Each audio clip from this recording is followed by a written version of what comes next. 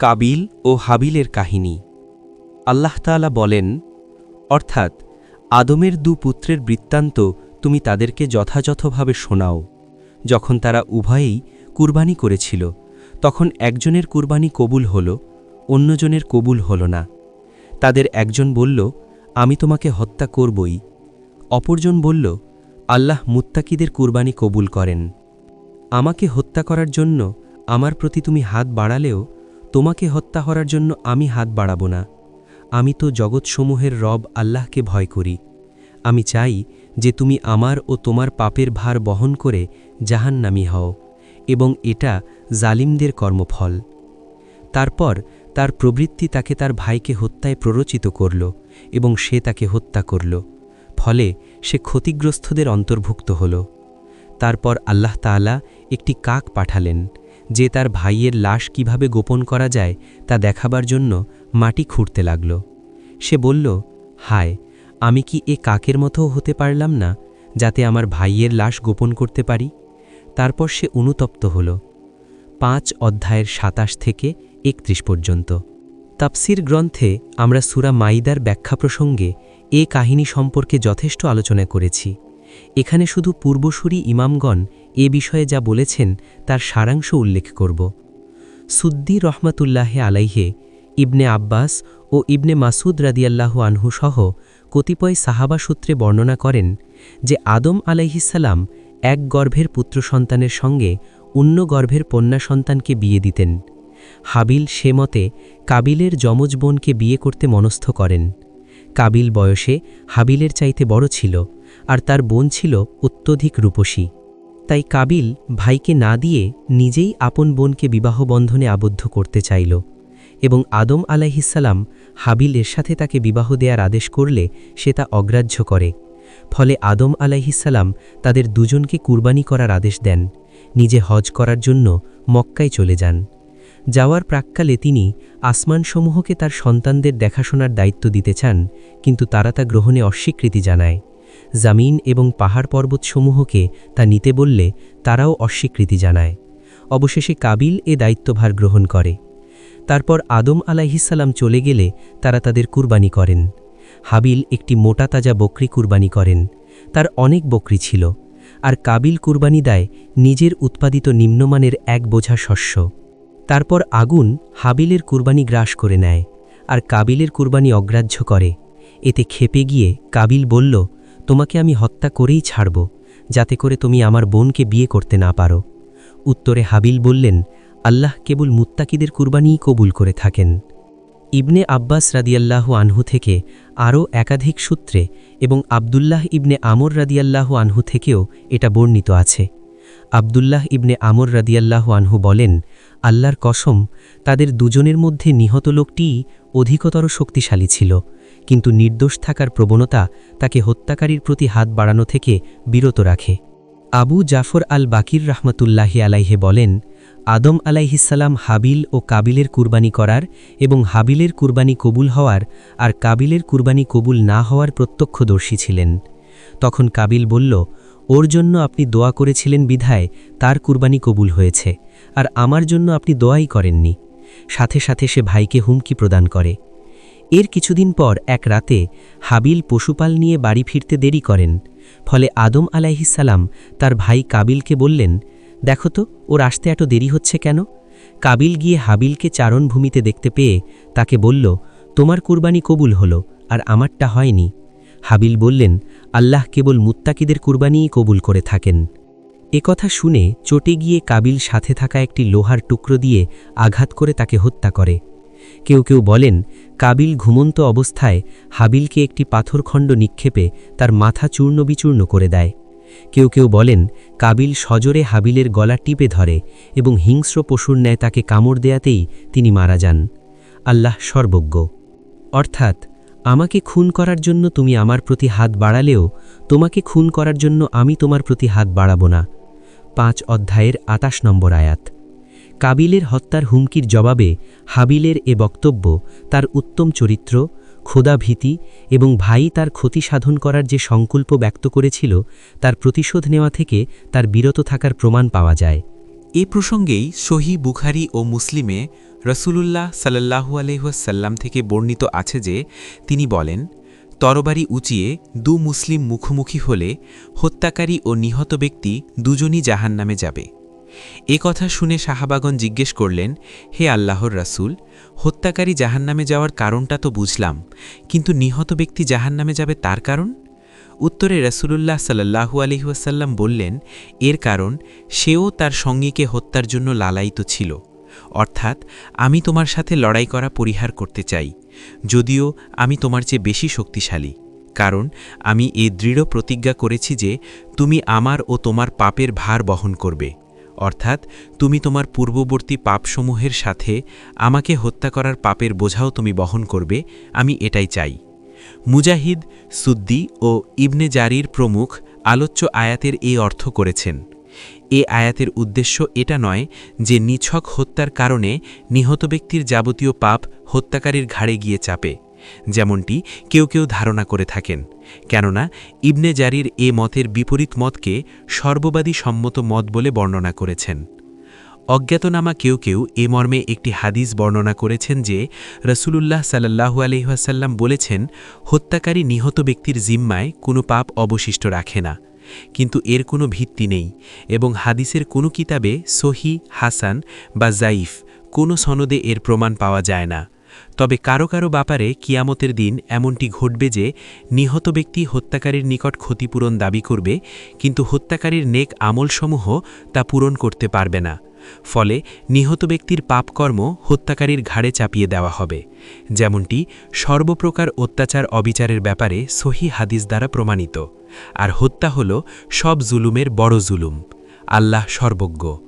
তাফসিরে আমরা এসব আলোচনা লিপিবদ্ধ করেছি। সকল প্রশংসা আল্লাহরই প্রাপ্য। ইমাম আহমদ, আবু দাউদ ও তিরমিজি রাহিমাহুল্লাহ সাদ ইবনে আবি ওয়াক্কাস রাদিয়াল্লাহু সুথে বর্ণনা করেন যে তিনি ওসমান ইবনে আফফান রাদিয়াল্লাহু এর গোলযোগের সময় বলেছিলেন, আমি সাক্ষ্য দেই যে রাসূলুল্লাহ সাল্লাল্লাহু আলাইহি ওয়াসাল্লাম বলেছেন, অদূর ভবিষ্যতে এমন একটি গোলযোগ হবে যে সময়ে বসে থাকা ব্যক্তি দাঁড়িয়ে থাকা ব্যক্তির চাইতে উত্তম, দাঁড়িয়ে থাকা ব্যক্তি চলন্ত ব্যক্তির চাইতে উত্তম এবং চলন্ত ব্যক্তি ধাবমান ব্যক্তির চাইতে উত্তম হবে। এ কথা শুনে সাদ ইবনে আবি ওয়াক্কাস রাদিয়াল্লাহু বললেন, আচ্ছা, কেউ যদি আমার ঘরে প্রবেশ করে আমাকে হত্যা করার জন্য হাত বাড়ায়, তখন আমি কি করব? রাসূলুল্লাহ সাল্লাল্লাহু আলাইহি ওয়াসাল্লাম বললেন, তখন তুমি আদমের পুত্রের ন্যায় হও। হুজাইফা ইবনে ইয়ামান রাদিয়াল্লাহু থেকে ইবনে মারদুয়েহ মারফু সূত্রে এই হাদিসটি বর্ণনা করেছেন। তাতে রাসূলুল্লাহ সাল্লাল্লাহু আলাইহি ওয়াসাল্লাম বলেছেন, তখন তুমি আদমের পুত্রের উত্তম জনের ন্যায় হও। মুসলিম এবং একমাত্র নাসাই ব্যতীত সুনান সংকলনকারীগণ আবু যার রাদিয়াল্লাহু থেকে এরূপ বর্ণনা করেছেন। আহমদ রাহিমাহুল্লাহ বর্ণনা করেন যে ইবনে মাসুদ রাদিয়াল্লাহু বলেন, রাসূলুল্লাহ সাল্লাল্লাহু আলাইহি ওয়াসাল্লাম বলেছেন, অন্যায়ভাবে যে ব্যক্তি নিহত হয় তার খুনের একটি দায় আদমের প্রথম পুত্রের ঘাড়ে চাপে, কারণ সেই সর্বপ্রথম হত্যার রেওয়াজ প্রবর্তন করে। আবু দাউদ রাহিমাহুল্লাহ ব্যতীত সিহা সিত্তার সংকলনকারীগণ এ হাদিসটি বর্ণনা করেছেন। তদ্রূপ আবদুল্লাহ ইবনে আমর ইবনে আস রাদিয়াল্লাহু ও ইব্রাহিম নাখাই রাহিমাহুল্লাহ থেকে বর্ণিত আছে যে তারা এতটুকু বলার পর আরও বলেছেন যে দামেস্কের উত্তর সীমান্তে কাসিউন পাহাড়ের সন্নিকটে একটি বৌদ্ধভূমি আছে বলে কথিত আছে। এ স্থানটিকে মাগারাতুদ দাম বলা হয়ে থাকে, কেননা সেখানেই কাবিল তার ভাই হাবিলকে খুন করেছিল বলে কথিত আছে। এ তথ্যটি আহলে কিতাবের থেকে সংগৃহীত, তাই এর যথার্থতা সম্পর্কে আল্লাহই ভালো জানেন। হাফিজ ইবনে আসাকির রাহিমাহুল্লাহ তার গ্রন্থে আহমদ ইবনে কাসির রাহিমাহুল্লাহ এর জীবনী প্রসঙ্গে উল্লেখ করেছেন যে তিনি একজন পুণ্যবান লোক ছিলেন। তিনি রাসূলুল্লাহ, আবু বকর, উমর এবং হাবিলকে স্বপ্ন দেখেন। তিনি হাবিলকে কসম দিয়ে জিজ্ঞেস করেন যে এখানেই তার রক্তপাত করা হয়েছে কিনা। তিনি শপথ করে তা স্বীকার করেন এবং বলেন যে তিনি আল্লাহর নিকট দোয়া করেছিলেন যেন তিনি এ স্থানটিকে সব দোয়া কবুল হওয়ার স্থান করে দেন। আল্লাহ তাআলা তার দোয়া কবুল করেন এবং রাসূলুল্লাহ সাল্লাল্লাহু আলাইহি ওয়াসাল্লাম এ ব্যাপারে তাকে সমর্থন দান করেন। বলেন যে আবু বকর ও উমর রাদিয়াল্লাহু প্রতি বৃহস্পতিবার এ স্থানটির জিয়ারত করেন। এটি একটি স্বপ্ন মাত্র।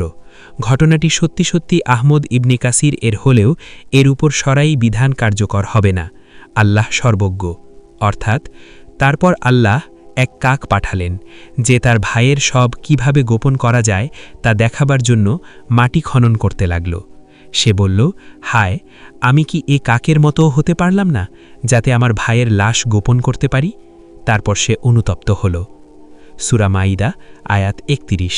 কেউ কেউ উল্লেখ করেন যে কাবিল হাবিলকে হত্যা করে ১ বছর পর্যন্ত, অন্যদের মতে ১০০ বছর পর্যন্ত তাকে নিজের পিঠে করে রাখে। এরপর আল্লাহ তাআলা ২টি কাক প্রেরণ করেন। সুদ্দি রহমাতুল্লাহি আলাই সনদসহ কতিপয় সাহাবীর বরাতে বর্ণনা করেন যে ভাই সম্পর্কীয় ২টি কাক পরস্পর ঝগড়া করে একজন অপরজনকে হত্যা করে ফেলে, তারপর মাটি খুঁড়ে তাকে দাফন করে রাখে। তখন কাবিল এ দৃশ্য দেখে বলল, এরপর সে কাকের ন্যায় হাবিলকে দাফন করে। ইতিহাস ও সিরাত বিশারদগণ বলেন যে আদম আলাইহিসসালাম তার পুত্র হাবিলের জন্য অত্যন্ত শোকাহত হয়ে পড়েন এবং এ বিষয়ে কয়েকটি পংক্তি আবৃত্তি করেন। ইবনে জারির রহমাতুল্লাহি আলাই ইন হুমাইদ থেকে তা উল্লেখ করেন। তা হল, জনপদ ও জনগণ সব উলটপালট হয়ে গেছে, ফলে পৃথিবীর চেহারা এখন ধূলিধূসর ও মলিন রূপ ধারণ করেছে। কোনো কিছুরই রং, রূপ, স্বাদ, গন্ধ এখন আর আগের মতো নেই। লাবণ্যময় চেহারার উজ্জ্বলতাও আগের চেয়ে কমে গেছে। এর জবাবে আদম আলাইহিসসালামের উদ্দেশ্যে বলা হল, হে হাবিলের পিতা, ওরা দুজনই নিহত হয়েছে এবং বেঁচে থাকা লোকটিও জবাইকৃত মৃতের ন্যায় হয়ে গেছে। সে এমন একটি অপকর্ম করল যে তার ফলে সে ভীত সন্ত্রস্ত হয়ে আর্তনাদ করতে করতে ছুটতে লাগল। এ পংক্তিগুলো সন্দেহমুক্ত নয়। এমনও হতে পারে যে আদম আলাইহিসসালাম পুত্রশোকে নিজের ভাষায় কোনো কথা বলেছিলেন, পরবর্তীতে কেউ তা এভাবে কবিতায় রূপ দেয়। এই ব্যাপারে মতভেদ রয়েছে, আল্লাহই ভালো জানেন। মুজাহিদ রহমাতুল্লাহি আলাই উল্লেখ করেন যে কাবি যেদিন তার ভাইকে হত্যা করেছিল সেদিনই নগদ তার এর শাস্তি প্রদান করা হয়। মাতা পিতার অবাধ্যতা, ভাইয়ের প্রতি হিংসা এবং পাপের শাস্তিস্বরূপ তার পায়ের গোছাকে উরুর সাথে ঝুলিয়ে এবং মুখমণ্ডলকে সূর্যমুখী করে রাখা হয়েছিল। হাদিসে আছে যে রাসূলুল্লাহ সাল্লাল্লাহু আলাইহি ওয়াসাল্লাম বলেছেন, পরকালের জন্য শাস্তি সঞ্চয় করার সাথে সাথে আল্লাহ তাআলা দুনিয়াতেও তার নগদ শাস্তি প্রদান করেন। শাসকের বিরুদ্ধাচরণ এবং আত্মীয়তা ছিন্ন করার মতো এমন জঘন্য অপরাধ আর নেই। আহলে কিতাবদের হাতে রক্ষিত তথাকথিত তাওরাতে আমি দেখেছি যে আল্লাহ তাআলা কাবিলকে অবকাশ দিয়েছিলেন। সে এডেনের পূর্ব দিকে অবস্থিত নুদ অঞ্চলের কিন্নিন নামক স্থানে কিছুকাল বসবাস করেছিল এবং খানুখ নামক তার একটি সন্তানও জন্ম হয়েছিল। তারপর খানুখের ঔরসে উন্দুরের ঔরসে মাহাওয়েবিলের ঔরসে মুতাওয়াশিল এবং মুতাওয়াশিলের ঔরসে লামাকের জন্ম হয়। এই লামাক ২ মহিলাকে বিবাহ করে, একজন হল আদা আর অপরজন সালা। আদা ইয়েবিল নামক একটি সন্তান প্রসব করেন। এই ইয়েবিলই প্রথম ব্যক্তি যিনি গম্বুজাকৃতির তাঁবুতে বসবাস করেন এবং সম্পদ আহরণ করেন। ওই আদার গর্ভে নবিল নামক আরেকটি সন্তান জন্ম নেয় এবং ওই ব্যক্তি প্রথম বাদ্যযন্ত্র এবং করতাল ব্যবহার করে। আর সালা তুবলাকিন নামক একটি সন্তান প্রসব করেন। এই তুবলাকিনই প্রথম তামা ও লোহা ব্যবহার করেন। সালা একটি কন্যা সন্তানও প্রসব করেন, তার নাম ছিল নামা। কথিত তাওরাতে এও আছে যে আদম আলাইহিসসালাম একদা স্ত্রী সহবাস করলে তার একটি পুত্র সন্তান জন্মলাভ করে। স্ত্রী তার নাম শীষ রেখে বললেন, কাবিল কর্তৃক নিহত হাবিলের পরিবর্তে আমাকে এ সন্তান দান করা হয়েছে বলে এর এ নাম রাখা হলো। এই শীষের ঔরসে আনুষের জন্ম হয়। কথিত আছে যে শীষের যেদিন জন্ম হয় সেদিন আদমের বয়স ছিল ১৩০ বছর। এরপর তিনি আরও ৮০০ বছর বেঁচেছিলেন। আনুষের জন্মের দিন শীষের বয়স ছিল ১৬৫ বছর। এরপর তিনি আরও ৮০৭ বছর বেঁচেছিলেন।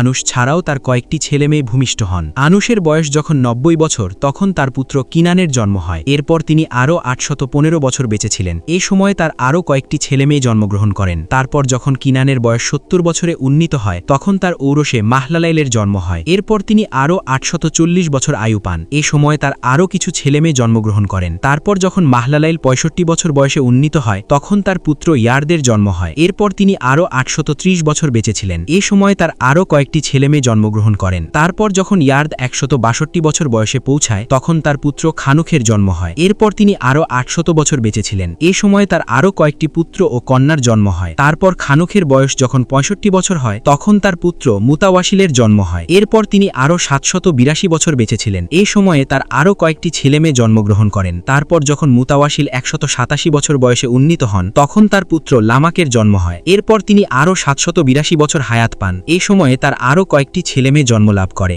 তারপর নূহ আলাইহিসসালামের বয়স ৫০০ বছর হলে তার ঔরসে শাম, হাম ও ইয়াফিসের জন্ম হয়।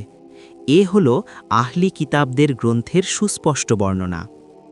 উক্ত ঘটনাপঞ্জি আসমানি কিতাবের বর্ণনা কিনা এ ব্যাপারে যথাযথ সন্দেহের অবকাশ রয়েছে। বহু আলিম এ অভিমত ব্যক্ত করে এ ব্যাপারে আহলি কিতাবদের বক্তব্যের সমালোচনা করেছেন। উক্ত বর্ণনায় যে অবিবেচনাপ্রসূত অতিকথন রয়েছে তা বলাই বাহুল্য। অনেকে এ বর্ণনাটিতে ব্যাখ্যাস্বরূপ অনেক সংযোজন করেছেন এবং তাতে যথেষ্ট ভুল রয়েছে। যথাস্থানে আমি বিষয়টি আলোচনা করব ইনশাআল্লাহ। ইমাম আবু জাফর ইবনে জাবির তার ইতিহাস গ্রন্থে কতিপয় আহলি কিতাবের বারাতে উল্লেখ করেছেন যে আদম আলাইহিসসালামের ঔরসে হাওয়া আলাইহিসসালাম ২০ গর্ভে ৪০টি সন্তান প্রসব করেন। ইসহাক এ বক্তব্য দিয়ে তাদের নামও উল্লেখ করেছেন। আল্লাহ সর্বজ্ঞ। কেউ কেউ বলেন হাওয়া আলাইহিসসালাম প্রতি গর্ভে একটি পুত্র ও একটি কন্যা সন্তান করে ১২০ জোড়া সন্তানের জন্ম দেন। এদের প্রথম হল কাবিল ও তার বোন কালিমা, আর সর্বশেষ হল আব্দুল মুগিস ও তার বোন উম্মুল মুগিস। এরপর মানুষ সর্বত্র ছড়িয়ে পড়ে এবং সংখ্যায় তারা অনেক হয়ে পৃথিবীর আনাচে কানাচে বিস্তার লাভ করে। যেমন আল্লাহ তাআলা বলেন, অর্থাৎ হে মানবজাতি, তোমরা তোমাদের প্রতিপালককে ভয় করো, যিনি তোমাদেরকে এক ব্যক্তি হতেই সৃষ্টি করেছেন ও যিনি তার থেকে তার সঙ্গিনী সৃষ্টি করেন এবং যিনি তাদের দুজন থেকে বহু নরনারী ছড়িয়ে দিয়েছেন। ৪.১ ঐতিহাসিকগণ বলেন, আদম আলাইহিসসালাম তার নিজের ঔরসজাত সন্তান এবং তাদের সন্তানের সংখ্যা ৪ লক্ষে উপনীত হওয়ার পরই ইন্তেকাল করেন। আল্লাহ তাআলা বলেন, অর্থাৎ তিনিই তোমাদেরকে এক ব্যক্তি থেকে সৃষ্টি করেছেন ও তা থেকে তার সঙ্গিনী সৃষ্টি করেন, যাতে সে তার নিকট শান্তি পায়। তারপর যখন সে তার সাথে সঙ্গত হয়, তখন সে এক লঘু গর্ভধারণ করে এবং তা নিয়ে সে অনায়াসে চলাফেরা করে। গর্ভ যখন গুরুভার হয়, তখন তারা উভয়ে তাদের প্রতিপালক আল্লাহর নিকট প্রার্থনা করে, যদি তুমি আমাদেরকে এক পূর্ণাঙ্গ সন্তান দাও, তবে তো আমরা কৃতজ্ঞ থাকবই। তারপর যখন তিনি তাদেরকে এক পূর্ণাঙ্গ সন্তান দান করেন, তখন তারা তাদেরকে যা দান করা হয় সে সম্বন্ধে আল্লাহর শরিক করে, কিন্তু তারা যাকে শরিক করে আল্লাহ তা অপেক্ষা অনেক ঊর্ধ্বে। এ আয়াতে আল্লাহ তাআলা সর্বপ্রথম আদম আলাইহিসসালামের কথা উল্লেখ করে পরে জিন তথা মানবজাতির আলোচনায় চলে গেছেন। এর দ্বারা আদম আলাইহিসসালাম ও হাওয়া আলাইহিসসালামকে বোঝানো হয়নি, বরং ব্যক্তি উল্লেখের দ্বারা মানবজাতিকে বোঝানোই আসল উদ্দেশ্য। যেমন এক স্থানে আল্লাহ তাআলা বলেন, অর্থাৎ আমি মানুষকে মৃত্তিকার উপাদান থেকে সৃষ্টি করেছি, তারপর আমি তাকে শুক্রবিন্দুরূপে স্থাপন করি এক নিরাপদ আধারে। ২০, ১২, ১৩। অন্যত্র আল্লাহ বলেন, অর্থাৎ আমি নিকটবর্তী আকাশকে সুশোভিত করেছি প্রদীপমালা দ্বারা এবং তাদেরকে করেছি শয়তানের প্রতি নিক্ষেপের উপকরণ। ২৭, ৫। এখানে একথা সকলেরই জানা যে শয়তানের প্রতি নিক্ষেপের উপকরণ সত্যি সত্যিই আকাশের নক্ষত্ররাজি নয়। আয়াতে নক্ষত্র শব্দ উল্লেখ করে নক্ষত্র শ্রেণী বোঝানো হয়েছে। ইমাম আহমদ রহিমাহুল্লাহ বর্ণনা করেন যে সামুরা রাদিয়াল্লাহু বলেন, রাসূলুল্লাহ সাল্লাল্লাহু আলাইহি ওয়াসাল্লাম বলেছেন, হাওয়ার সন্তান জন্ম হলে বাঁচত না। একবার তার একটি সন্তান জন্ম হলে ইবলিস তার কাছে গমন করে বলল, তুমি এর নাম আব্দুল হারিথ রেখে দাও, তবে সে বেঁচে যাবে। হাওয়া তার নাম আব্দুল হারিথ রেখে দিলে সে বেঁচে যায়। তা ছিল শয়তানের ইঙ্গিত ও নির্দেশে। ইমাম তিরমিজি, ইবনে জারির, ইবনে আবু হাতিম ও ইবনে মারদুয়েহ রহিমাহুল্লাহ এ আয়াতের ব্যাখ্যায় তার আপন আপন তাফসিরে এ হাদিসটি বর্ণনা করেছেন, আর হাকিম বর্ণনা করেছেন তার মুস্তাদরাকে। এরা সকলেই আব্দুস সামাদ ইবনে আব্দুল ওয়ারিসের হাদিস থেকে হাদিসটি বর্ণনা করেছেন। হাকিম বলেছেন এর সনদ সহিহ, তবে বুখারী ও মুসলিম রহিমাহুল্লাহ তা বর্ণনা করেননি, আর তিরমিজি রহিমাহুল্লাহ বলেছেন হাদিসটি হাসান গরিব।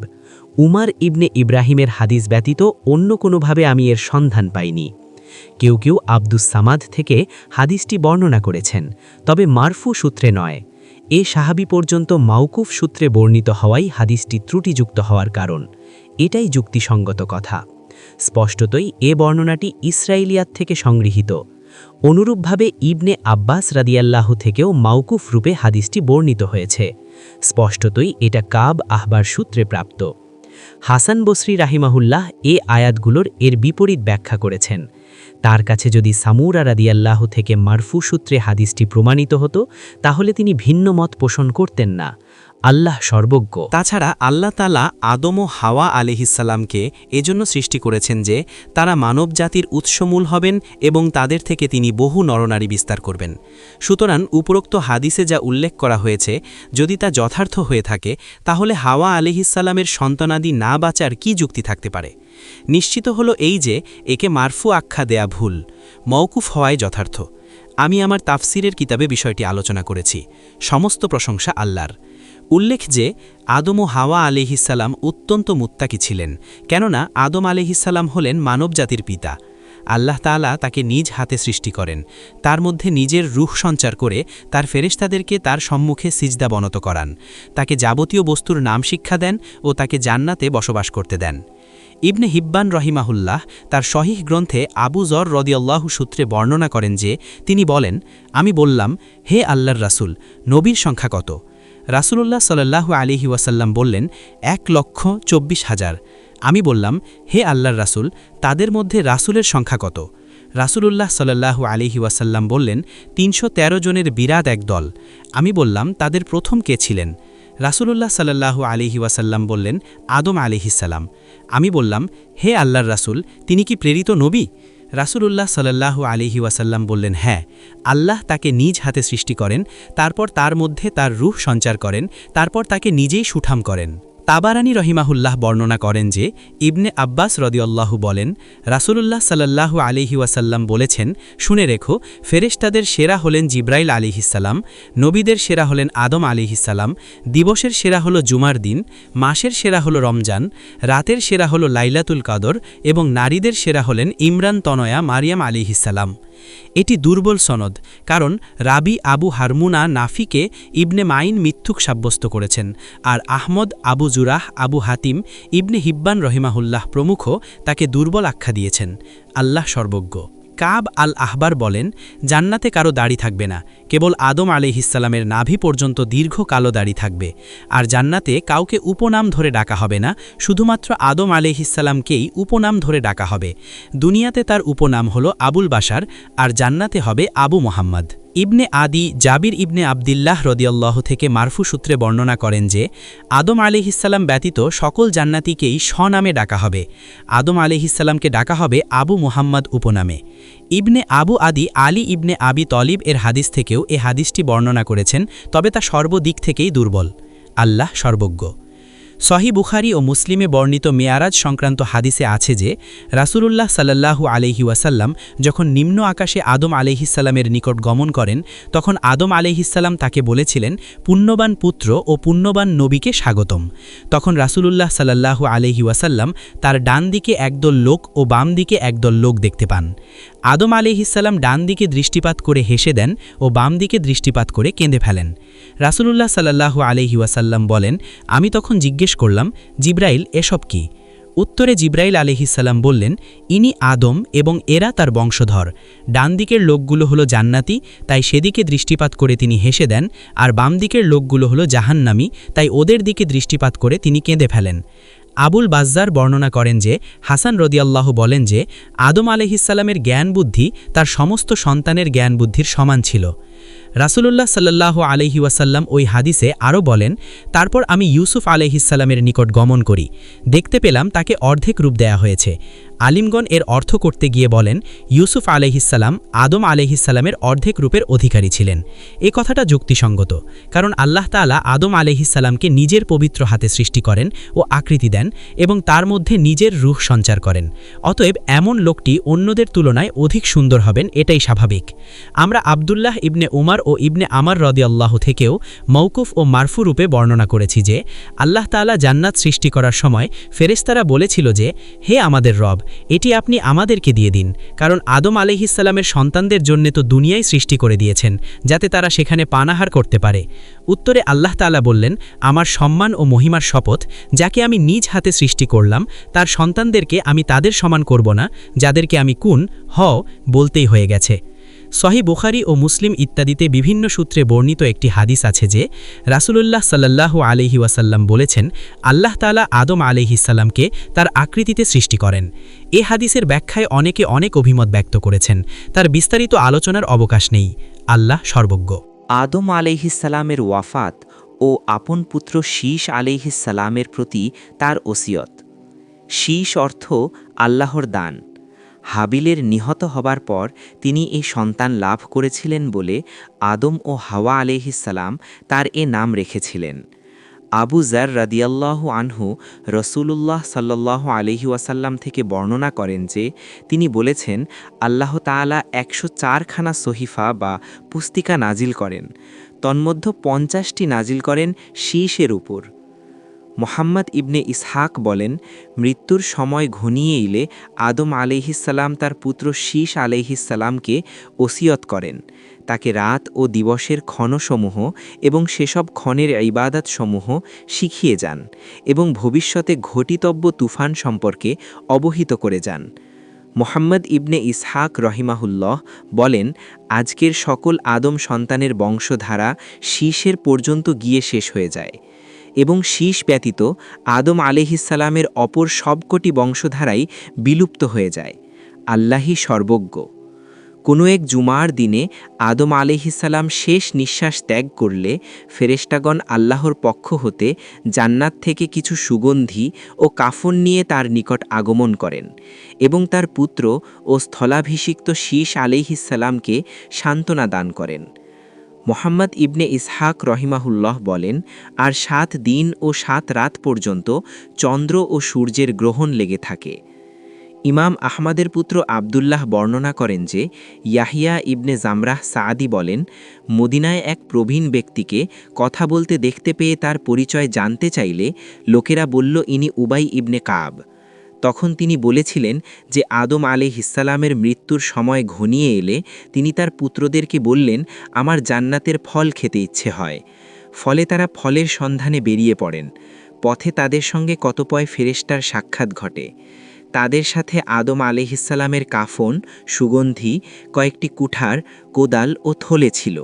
ফেরেশতাগণ তাদেরকে বললেন, হে আদম সন্তানগণ, তোমরা কি চাও এবং কি খুঁজছ? কিংবা বললেন, তোমরা কি উদ্দেশ্যে এবং কোথায় যাচ্ছ? উত্তরে তারা বললেন, আমাদের পিতা অসুস্থ, তিনি জান্নাতের ফল খাওয়ার ইচ্ছে ব্যক্ত করেছেন। একথা শুনে ফেরেশতাগণ বললেন, তোমরা ফিরে যাও, তোমাদের পিতার ইন্তেকালের সময় ঘনিয়ে এসেছে। যা হোক, ফেরেশতাগণ আদম আলাইহিসসালামের নিকট আসলে হাওয়া আলাইহিসসালাম তাদের চিনে ফেলেন এবং আদম আলাইহিসসালামকে জড়িয়ে ধরেন। তখন আদম আলাইহিসসালাম বললেন, আমাকে ছেড়ে দিয়ে তুমি সরে যাও, কারণ তোমার আগেই আমার ডাক পড়েছে। অতএব আমি ও আমার মহান রবের ফেরেশতাগণের মধ্য থেকে তুমি সরে দাঁড়াও। তারপর ফেরেশতাগণ তার জান কবজ করে নিয়ে গোসল দেন, কাফন পরান, সুগন্ধি মাখিয়ে দেন এবং তার জন্য বগলি কবর খুঁড়ে জানাজার নামাজ আদায় করেন। তারপর তাকে কবরে রেখে দাফন করেন। তারপর তারা বললেন, হে আদমের সন্তানগণ, এ হলো তোমাদের দাফনের নিয়ম। এর সানাদ সাহিহ। ইবনে আসাকির রহিমাহুল্লাহ ইবনে আব্বাস সূত্রে বর্ণনা করেন যে তিনি বলেন, রাসূলুল্লাহ সাল্লাল্লাহু আলাইহি ওয়াসাল্লাম বলেছেন, ফেরেশতাগণ আদম আলাইহিসসালামের জানাজায় 4 বার তাকবীর পাঠ করেন। আবু বকর ফাতিমা রাদিয়াল্লাহু আনহার জানাজায় 4 বার, ওমর আবু বকর রাদিয়াল্লাহু আনহার জানাজায় 4 বার এবং সুহাইব রাদিয়াল্লাহু আনহু ওমর রাদিয়াল্লাহু আনহার জানাজায় 4 বার তাকবীর পাঠ করেন। ইবনে আসাকির বলেন, শাইবান ব্যতীত অন্যান্য রাওয়ী মাইমুন সূত্রে ইবনে ওমর থেকে হাদিসটি বর্ণনা করেন। আদম আলাইহিসসালামকে কোথায় দাফন করা হয়েছে এ ব্যাপারে মতভেদ আছে। প্রসিদ্ধ মত হল তাকে সে পাহাড়ের নিকটে দাফন করা হয়েছে যে পাহাড় থেকে তাকে ভারতবর্ষে নামিয়ে দেয়া হয়েছিল। কেউ কেউ বলেন মক্কার আবু কুবাইস পাহাড়ে তাকে দাফন করা হয়। কেউ কেউ বলেন মহাপ্লাবনের সময় হজরত নূহ আলাইহিসসালাম আদম ও হাওয়া আলাইহিসসালামের লাশ একটি সিন্দুকে ভরে বাইতুল মুকাদ্দাসে দাফন করেন। ইবনে জারির এ তথ্য বর্ণনা করেছেন। ইবনে আসাকির কারো কারো সূত্রে বর্ণনা করেন যে তিনি বলেন, আদম আলাইহিসসালামের মাথা হল মসজিদে ইব্রাহিম আলাইহিসসালামের নিকট, আর পা দুখানা হল বাইতুল মুকাদ্দাসের সাখরা নামক বিখ্যাত পাথরখণ্ডের নিকট। উল্লেখ্য যে আদম আলাইহিসসালামের ওয়াফাতের 1 বছর পরই হাওয়া আলাইহিসসালামের মৃত্যু হয়। আদম আলাইহিসসালামের আয়ু কত ছিল এ সম্পর্কে মতভেদ আছে। ইবনে আব্বাস ও আবু হুরাইরা রাদিয়াল্লাহু আনহু থেকে মারফু সূত্রে বর্ণিত হাদিসে আমরা উল্লেখ করে এসেছি যে আদম আলাইহিসসালামের আয়ু লাউহে মাহফুজে 1000 বছর লিপিবদ্ধ করে রাখা হয়েছে। আদম আলাইহিসসালাম 930 বছর জীবন লাভ করেছিলেন বলে তাওরাতে যে তথ্য আছে তার সাথে এর কোনো বিরোধ নেই, কারণ ইহুদিদের এ বক্তব্য আপত্তিকর এবং আমাদের হাতে যে সংরক্ষিত সঠিক তথ্য রয়েছে তার সাথে সাংঘর্ষিক হবার কারণে তা প্রত্যাখ্যাত। তাছাড়া ইহুদিদের বক্তব্য ও হাদিসের তথ্যের মাঝে সমন্বয় সাধন করাও সম্ভব, কারণ তাওরাতের তথ্য যদি সংরক্ষিত হয় তাহলে তা অবতরণের পর পৃথিবীতে অবস্থানের মেয়াদের উপর প্রযোজ্য হবে, আর তা হল সৌর হিসাবে 930 বছর আর চান্দ্র হিসাবে 957 বছর। এর সঙ্গে যোগ হবে ইবনু জারিরের বর্ণনানুযায়ী অবতরণের পূর্বে জান্নাতে অবস্থানের মেয়াদকাল 43 বছর, সর্বসাকুল্যে 1000 বছর। আকা খোরাসানি বলেন, আদম আলাইহে ইন্তেকাল হলে গোটা সৃষ্টিজগৎ 7 দিন পর্যন্ত ক্রন্দন করে। ইবনু আসাকির রহমাহুল্লাহ এ তথ্য বর্ণনা করেন। তার মৃত্যুর পর তার পুত্র শীস আলাইহে তার স্থলাভিষিক্ত হন। তিনি সে হাদিসের ভাষ্য অনুযায়ী নবী ছিলেন, যা ইবনু হিব্বান তার সাহিহে আবু জার রাদিয়াল্লাহু থেকে মারফু সূত্রে বর্ণনা করেছেন যে শীস আলাইহের উপর 50টি সহিফা নাজিল হয়। এরপর তার মৃত্যু ঘনিয়ে আসলে তার ওসিয়ত অনুসারে তার পুত্র আনুশ, তারপর তার পুত্র কিনান দায়িত্বভার গ্রহণ করেন। তারপর তিনিও মৃত্যুবরণ করলে তার ছেলে মাহলা আইল দায়িত্বভার গ্রহণ করেন। পারসিকদের ধারণা মতে এ মাহলা আইল সপ্ত রাজ্যের তথা গোটা পৃথিবীর রাজা ছিলেন। তিনি প্রথম গাছপালা কেটে শহর, নগর ও বড় বড় দুর্গ নির্মাণ করেন। বাবিল ও সুস আল আকসা নগরী তিনিই নির্মাণ করেন। তিনি ইবলিস ও তার সাঙ্গপাঙ্গদেরকে পরাজিত করে তাদেরকে পৃথিবীর সীমান্তবর্তী অঞ্চলসমূহ এবং বিভিন্ন পাহাড়ি উপত্যকায় তাড়িয়ে দেন, আর তিনি একদল অবাধ্য জিনভূতকে হত্যা করেন। তার একটি বড় মুকুট ছিল, তিনি লোকজনের উদ্দেশ্যে বক্তৃতা প্রদান করতেন। তার রাজত্ব 40 বছর পর্যন্ত অব্যাহত থাকে। তার মৃত্যুর পর তার পুত্র ইয়ারাদ তার দায়িত্বভার গ্রহণ করেন। এরপর তারও মৃত্যুর সময় ঘনিয়ে এলে তিনি আপন পুত্র খানুখকে ওসিয়ত করে যান। প্রসিদ্ধ মত অনুযায়ী এ খানুখই হলেন ইদ্রিস আলাইহিসসালাম।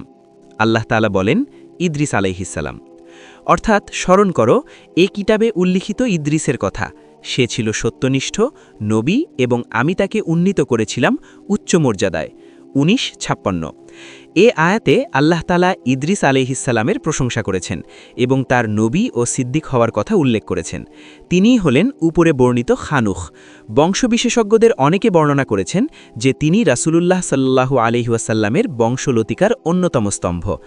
আদম আলাইহিসসালাম ও শীস আলাইহিসসালামের পরে তিনিই প্রথম আদম সন্তান যাকে নবুয়ত দান করা হয়েছিল। ইবনু ইসহাক রহমাহুল্লাহ বলেন, ইনি প্রথম কলম দ্বারা লেখার সূচনা করেন। তিনি আদম আলাইহিসসালামের জীবনকালের 380 বছর পেয়েছিলেন।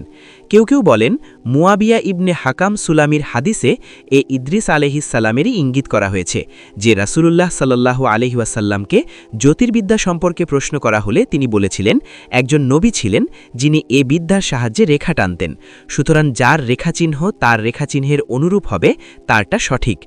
বেশ কিছু তাফসিরকার মনে করেন যে ইদ্রিস আলাইহিসসালামই প্রথম ব্যক্তি যিনি এ বিষয়ে আলোকপাত করেন। তারা তাকে দুর্ধর্ষ সিংহ কুলের জ্যোতির্বিদ এবং তাদের বক্তব্যে অনেক অসত্য তথ্য তার প্রতি আরোপ করা হয়েছিল, যেমনটি অন্য অনেক নবী রাসূল, দার্শনিক, পণ্ডিতবর্গ ও ওয়ালির প্রতি আরোপ করা হয়েছিল। আল্লাহর বাণী, আর আমি তাকে উচ্চ মর্যাদায় উন্নীত করেছিলাম। 19:57। প্রসঙ্গে সাহি বুখারী ও মুসলিমে মিরাজ সংক্রান্ত হাদিসে আছে যে রাসূলুল্লাহ সাল্লাল্লাহু আলাইহি ওয়াসাল্লামের চতুর্থ আসমানে তার সঙ্গে সাক্ষাৎ হয়েছিল।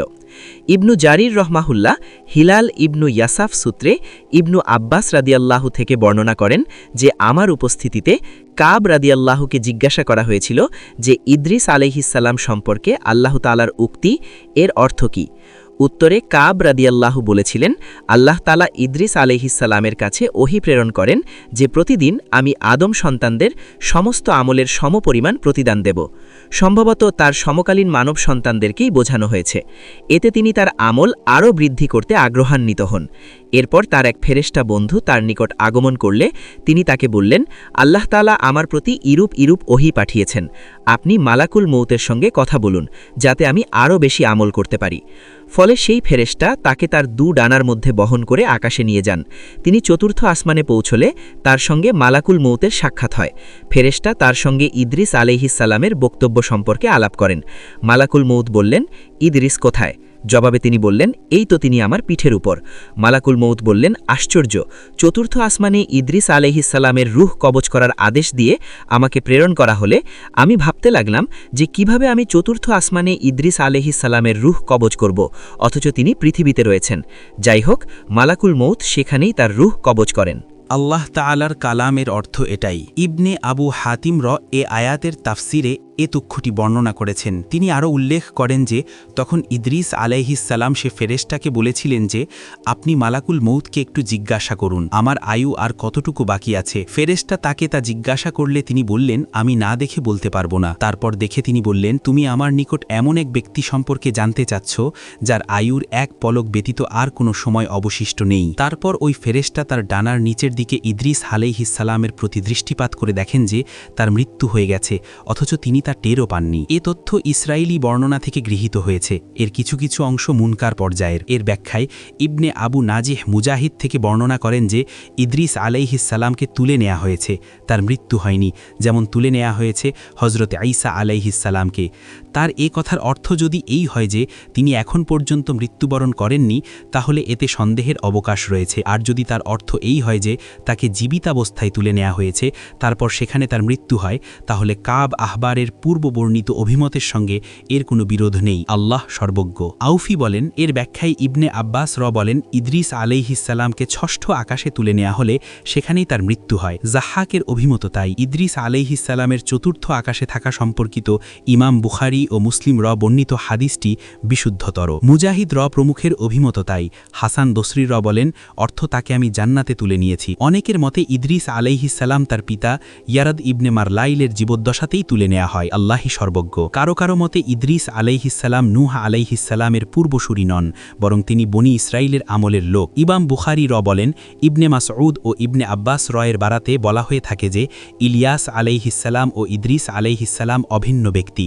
মেয়ারাজ সম্পর্কে আনাস থেকে বর্ণিত জুহরির হাদিসের বক্তব্য দ্বারা তারা এর প্রমাণ পেশ করেন যে উক্ত হাদিসে আছে, নবী করিম সাল্লাল্লাহু আলাইহি ওয়াসাল্লাম যখন ইদ্রিস আলাইহিসসালামের পাশ দিয়ে অতিক্রম করেন তখন তিনি বলেছিলেন যে পুণ্যবান ভাই ও পুণ্যবান নবীকে খোশামেদে। আদম আলাইহিসসালাম ও ইব্রাহিম আলাইহিসসালামের ন্যায় এ কথা বলেননি যে পুণ্যবান নবী ও পুণ্যবান পুত্রকে খোশামেদে। তারা বলেন ইদ্রিস আলাইহিসসালাম যদি রসূলুল্লাহ সাল্লাল্লাহু আলাইহি ওয়াসাল্লামের বংশের ঊর্ধ্বতন পুরুষের অন্তর্ভুক্ত হতেন, তাহলে আদম আলাইহিসসালাম ও ইব্রাহিম আলাইহিসসালাম যা বলেছিলেন তিনিও তাই বলতেন, কিন্তু এতে তাদের দাবে সপ্রমাণিত হয় না।